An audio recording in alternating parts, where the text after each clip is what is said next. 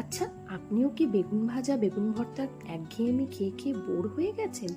তাহলে বাহারি বেগুনি রেসিপিটা একবার বাড়িতে বানিয়ে নিন। খেতে লাগবে দুর্দান্ত।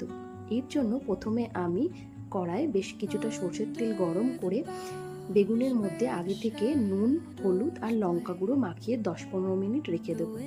তারপরে ভালো করে বেগুনটাকে এপিট ওপিট করে ভেজে নেব ঢাকা দিয়ে দিয়ে। যখন দেখবেন বেগুন ভালো করে সেদ্ধ হয়ে গেছে, তখন বেগুনটাকে তুলে নেবেন।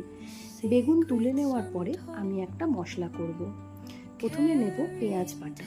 কড়ার মধ্যে কিছুটা ওই যে তেলটা ছিল তার সাথে আর কিছুটা তেল মিশিয়ে পেঁয়াজ বাটা দিয়ে দেবেন। পেঁয়াজ বাটাটা যখন একটু কাঁচা গন্ধটা চলে যাবে, তখন তার মধ্যে আদা আর রসুন বাটাও দিয়ে দেবেন।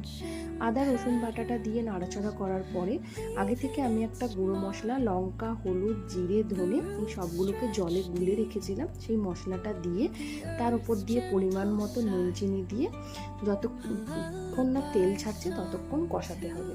যখন দেখবেন খুব সুন্দর করে তেল ছেড়ে এসছে, তখন বড় টেবিল চামচের 3 থেকে 4 চামচ ফেটানো দই দিয়ে দেবেন এবং দই দিয়ে ভালো করে মশলাটাকে কষিয়ে নেবেন।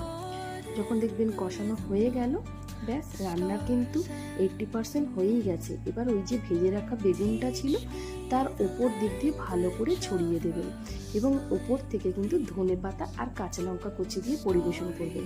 এটা কিন্তু রুটি বা পরোটার সাথে জাস্ট জমে যাবে। বাড়িতে কিন্তু অবশ্যই একবার ট্রাই করুন। আমাদের কিন্তু খেতে দারুণ লেগেছে।